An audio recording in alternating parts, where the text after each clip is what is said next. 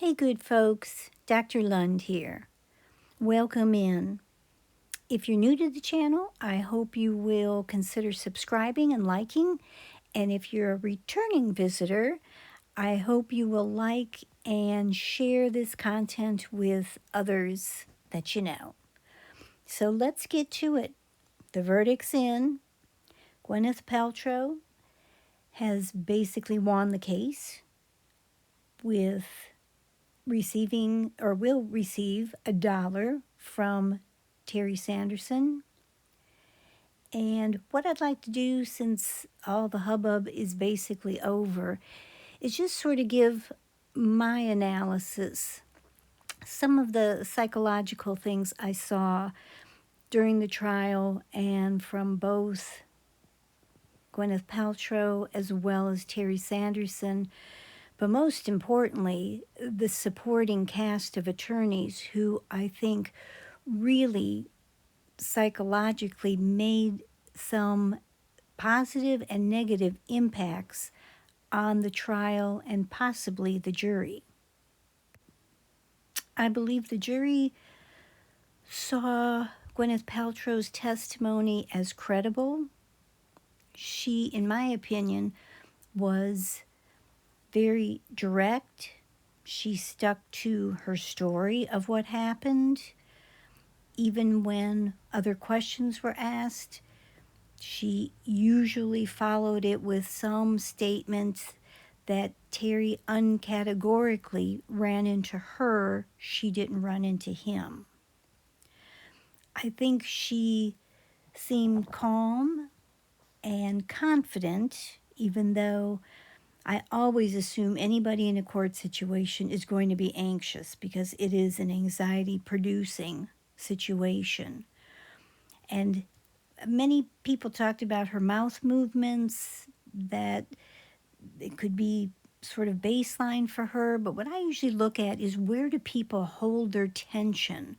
Some people may carry their tension in their neck during situations or in their face, their eyes.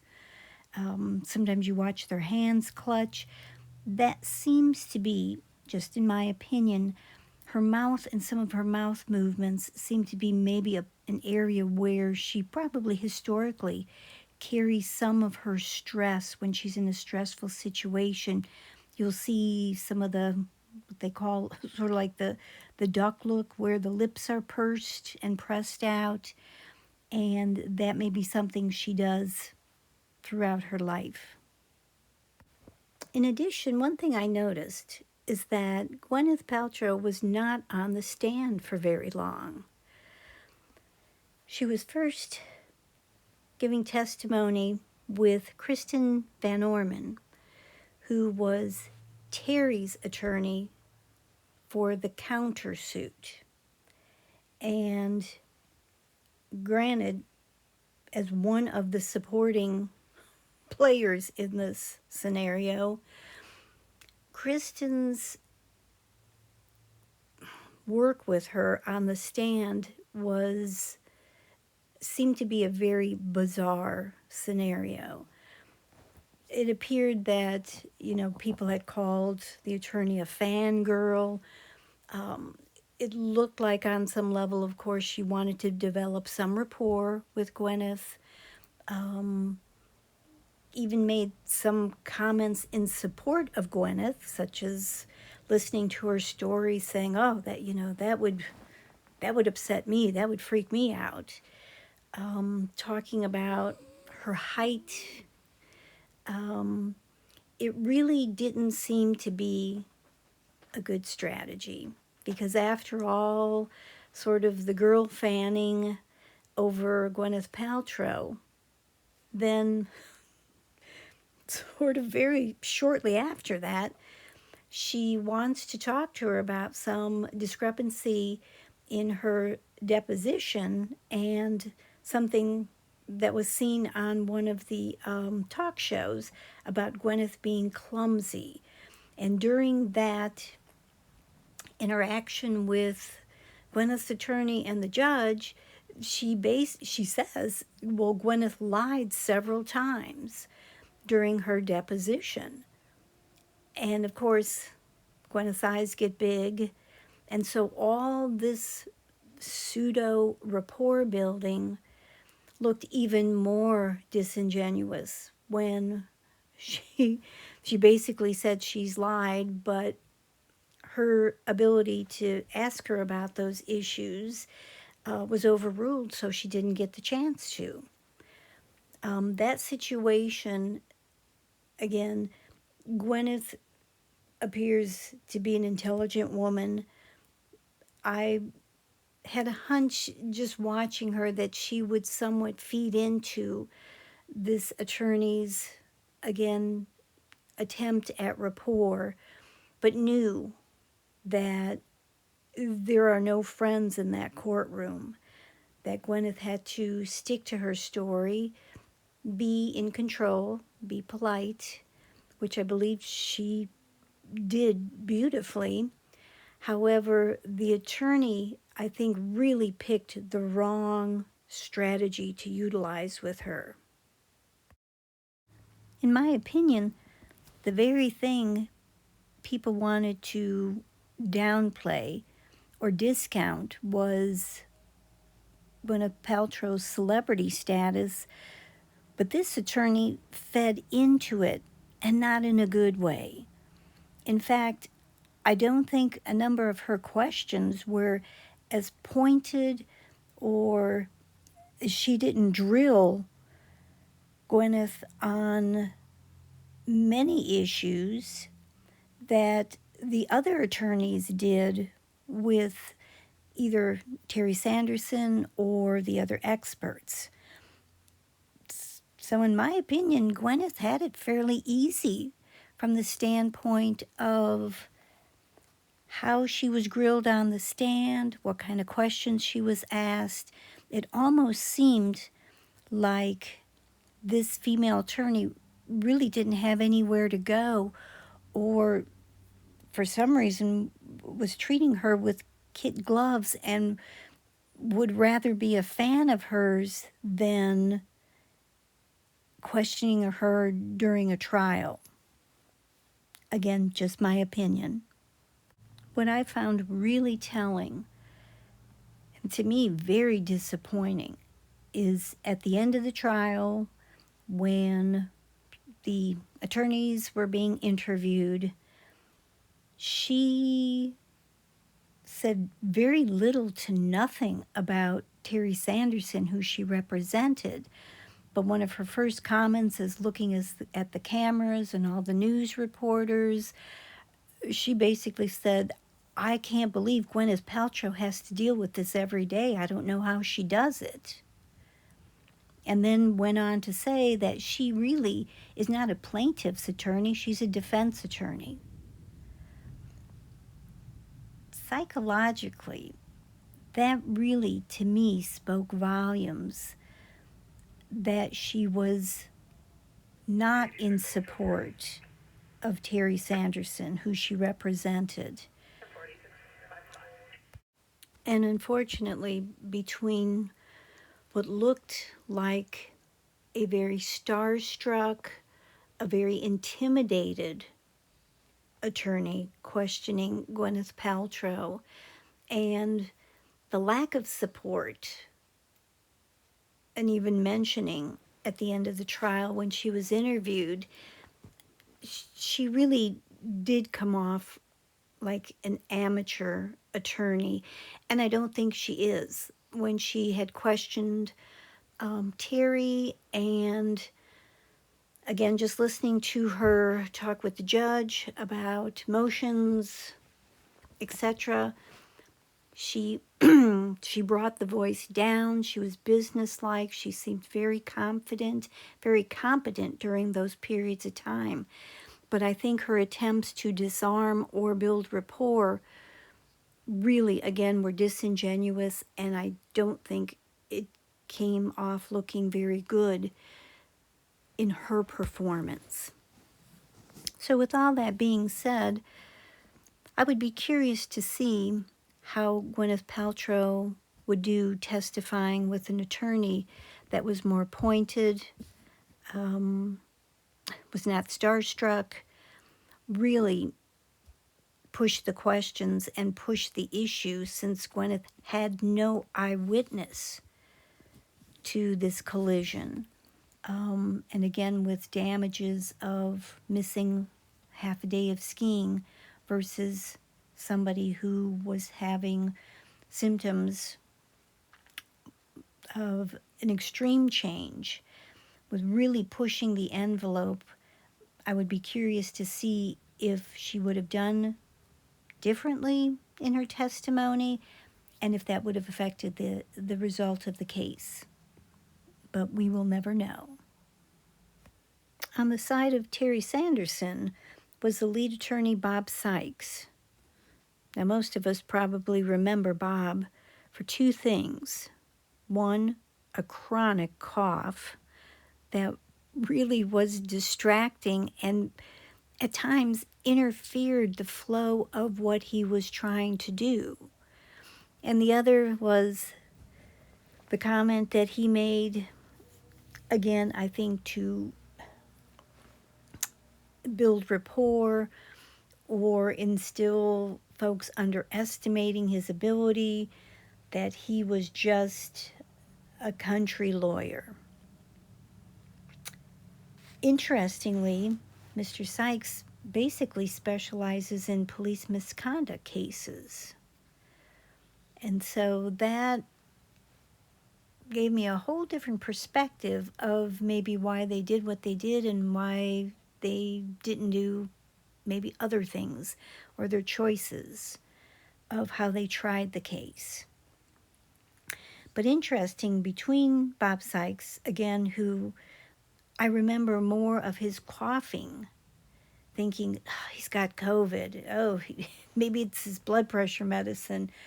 I don't know what it is, but it just seems to be extremely distracting. And his other co-counsel, Lawrence Bueller, who anybody who's watched the movie would, anytime his name was called, people you could hear in their homes saying Bueller, Bueller.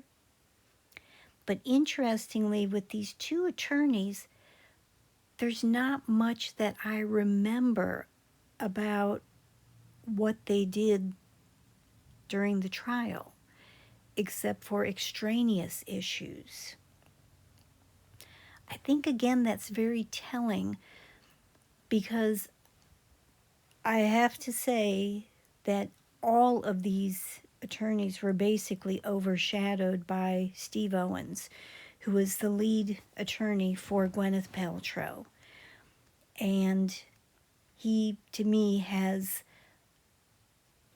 totally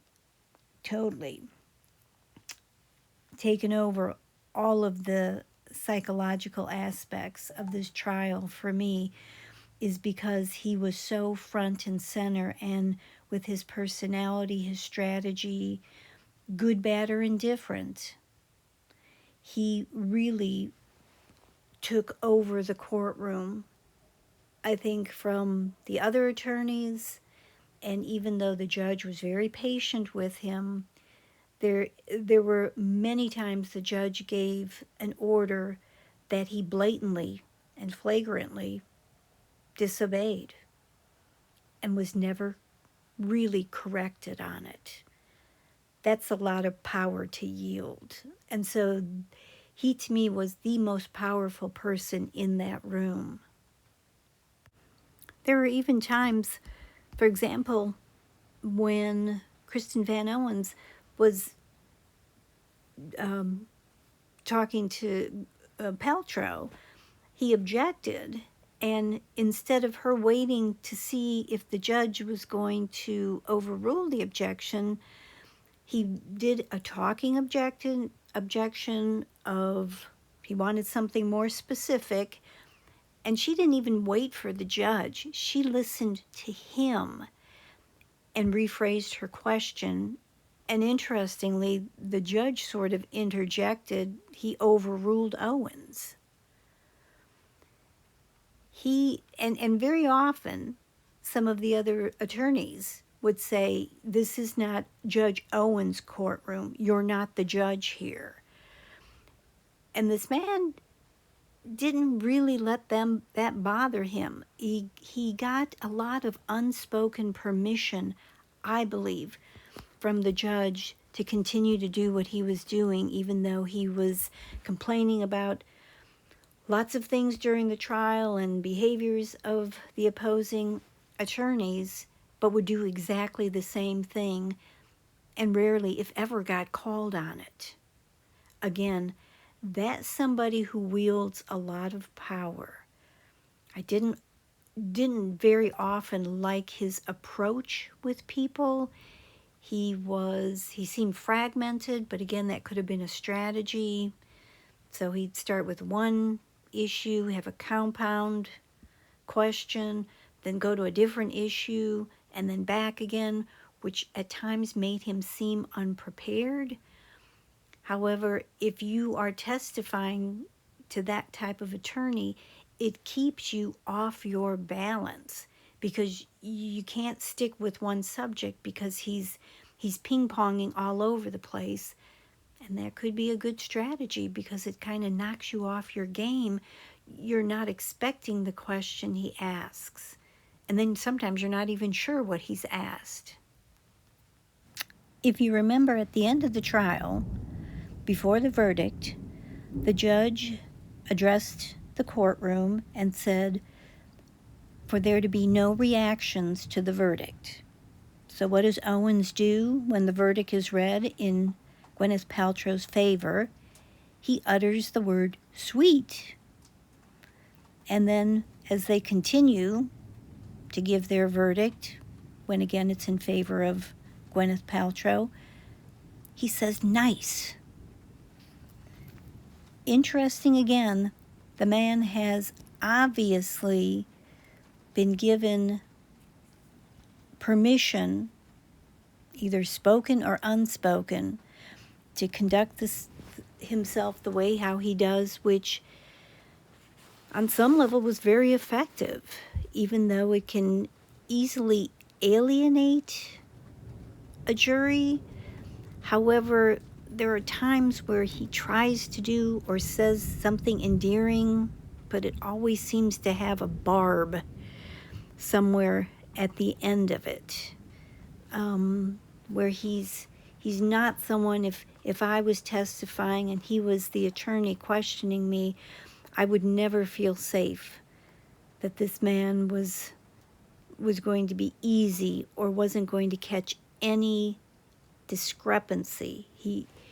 I think he's a very bright man, and as much as at times I did not like his style with Terry Sanderson,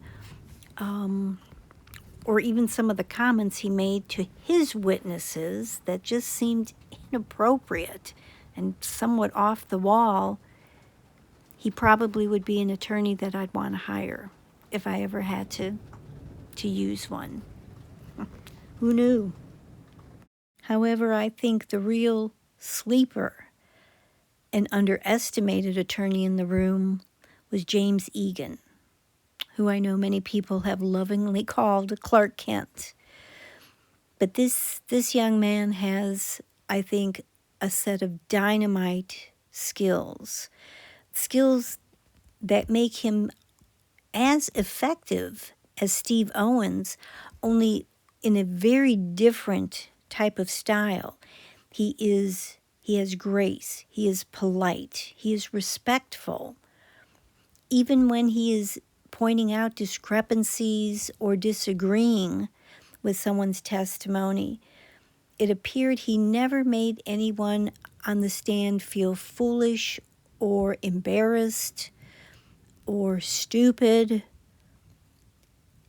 He wasn't mean about getting the testimony or the answers that he wanted during the trial.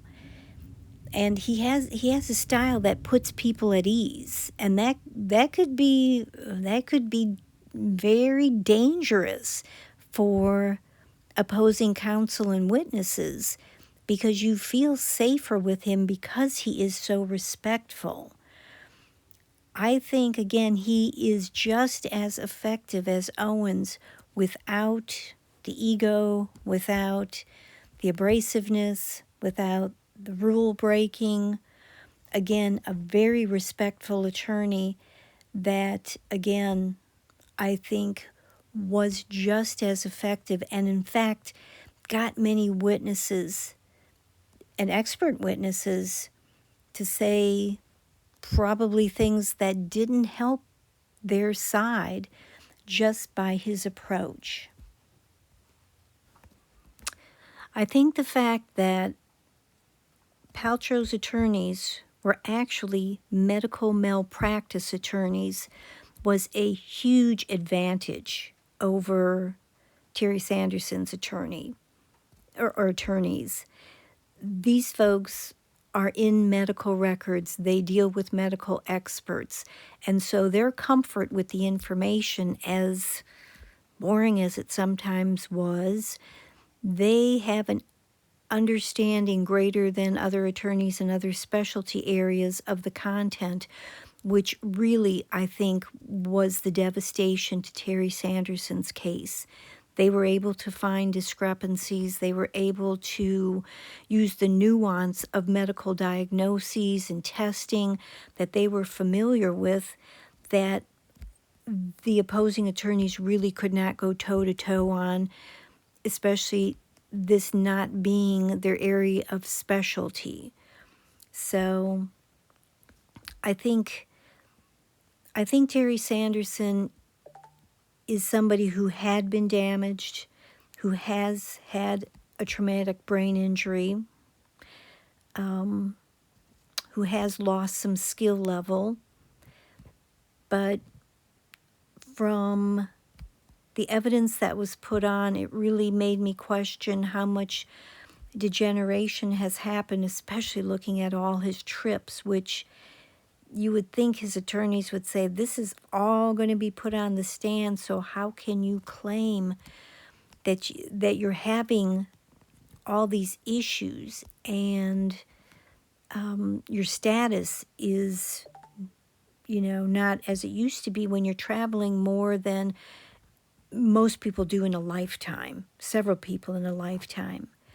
And so I think on a lot of levels, part of Mr. Sanderson's or Dr. Sanderson's obsession with this case is actually part of his symptomatology, which is not uncommon for somebody with a TBI. However, the evidence wasn't there, and his eyewitness did not seem credible, especially under the direct examination, or the cross-examination of Steve Owens. He really twisted him into a pretzel, and it showed, and I think that discredited him, even though he maybe have totally been telling the truth. So, folks, another one down, and always more to go. So I hope at least I was able to share some of my observations of some of the psychological issues I saw regarding just the personalities, which to me is sometimes even more interesting than the issue at hand. So I hope you like and subscribe, and for sure I'll see you at the next trial.